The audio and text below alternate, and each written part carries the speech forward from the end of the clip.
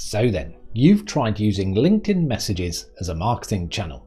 You want to tell someone in another business all about the great things your business can do to help them, but all you are getting in response are these. The likely problem is that your LinkedIn messages are terrible. The good news is that they will be terrible no longer if you apply all the principles you will learn in this video. I'm Dave Holloway from Wonderleads. Let's get started on your road to better LinkedIn messages. Before you can start to improve your LinkedIn messages, first you need to take a look at what you're up against. And the biggest challenge facing any marketer today is this: noise. Remote working has driven more people online for their professional interactions. It has also made traditional channels like cold calling less viable. The result is that more people than ever are using digital channels to compete for the attention of the people you want to engage. Most marketers think the only way to combat the noise is to employ volume-based tactics. They use automated tools to approach as many people as possible with the least amount of effort. But that just compounds the problem. We can all spot generic automated messages a mile off, and because we get so many of them, we do the only sensible thing: we tune out. Thankfully, there is a way to cut through the noise, but it requires you to turn the standard approach to outbound marketing on its head.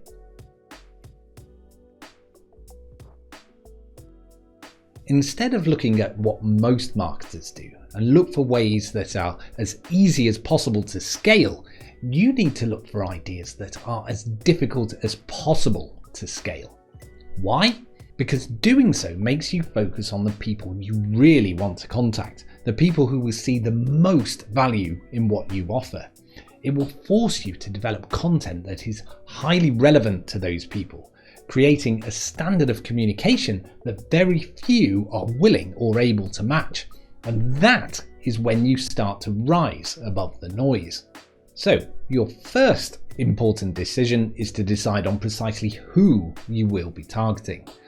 So why is that important? Well, just imagine you are giving a speech to the people who live on your road. Now, what would you talk about? Now, the answer is likely to be local issues. Who's moving in at 346, Gladys at 128 going into hospital, why the council closed the bus route on your street. Things that almost everyone present would at least have some interest in. Now imagine you give a speech to everyone in your city. What do you talk about then? There's a lot more diversity with people living very different lives, so you probably focus on broader issues.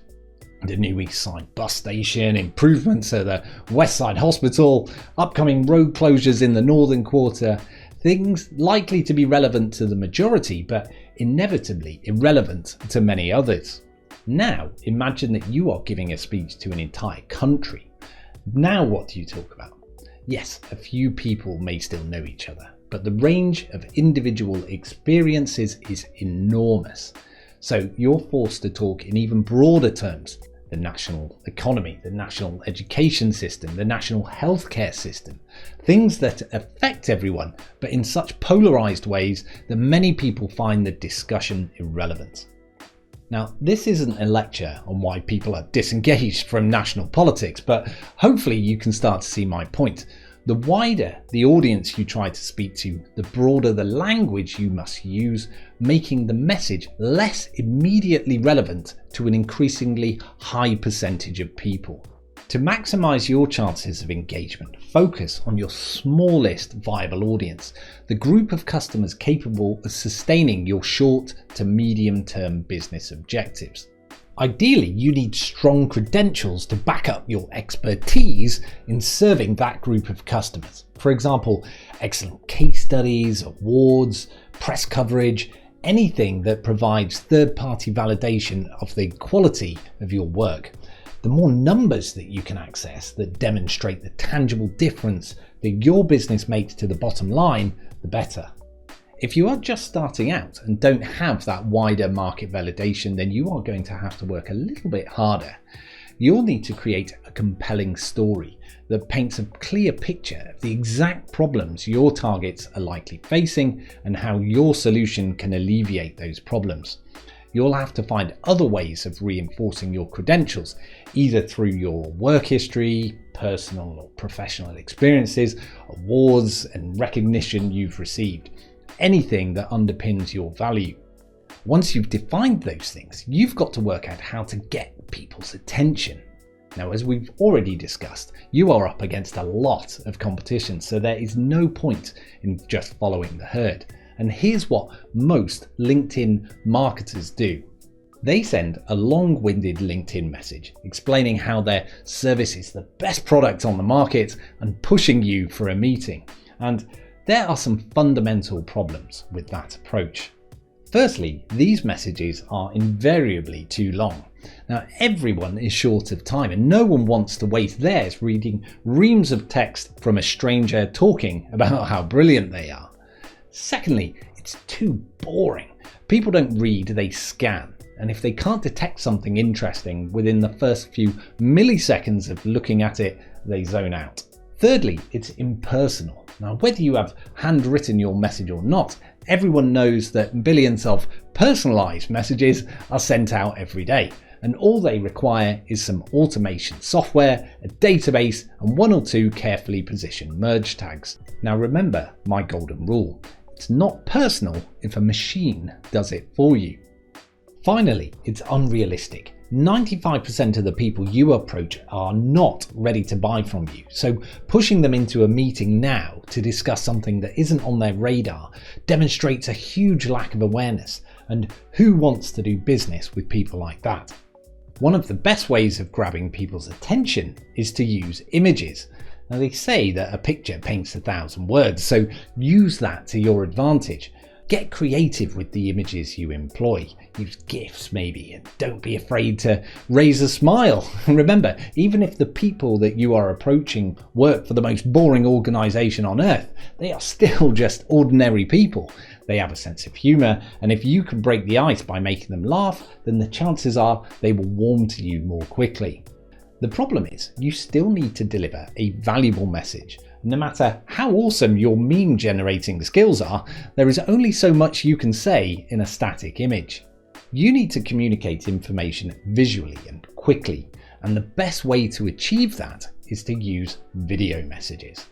Video allows you to use all the communication tools at your disposal, including your body language. You'll also be delivering content in a format that your audience prefers. Now, according to Opt-in Monster, 72% of customers say they would rather learn about a product or service by way of video.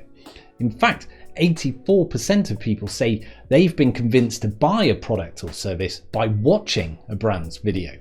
And 59% of executives agree that if both text and video are available on the same topic, they are more likely to choose video. But we're not talking about sending a corporate video. That is just another form of generic marketing.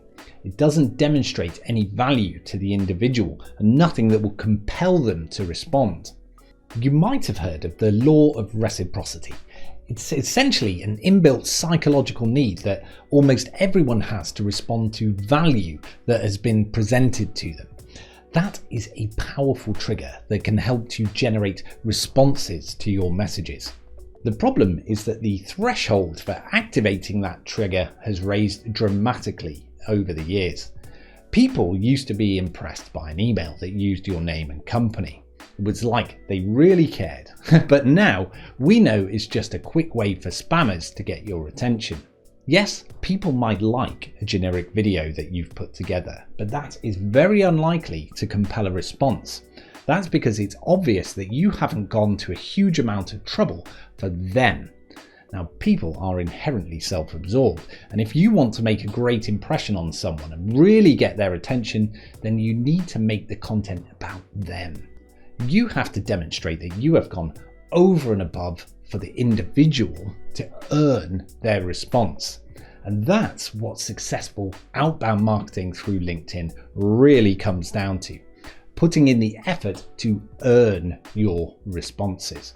So personalize your video messages as much as you can. Use their name, talk about their business, refer to articles they've written, news stories they've released, show their logo, add visuals that help them quickly appreciate that the content you've taken all this time to create has been crafted just for them. Every additional step that you take will increase the value of your content and increase the compulsion for people to respond. Now, yes, it takes more time than sending thousands of automated text messages. And no, you are not guaranteed to generate immediate sales opportunities, but that shouldn't be your goal.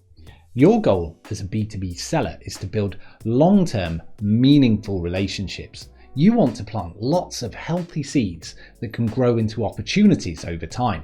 Opportunities that will arise when the buyer decides, not when you do.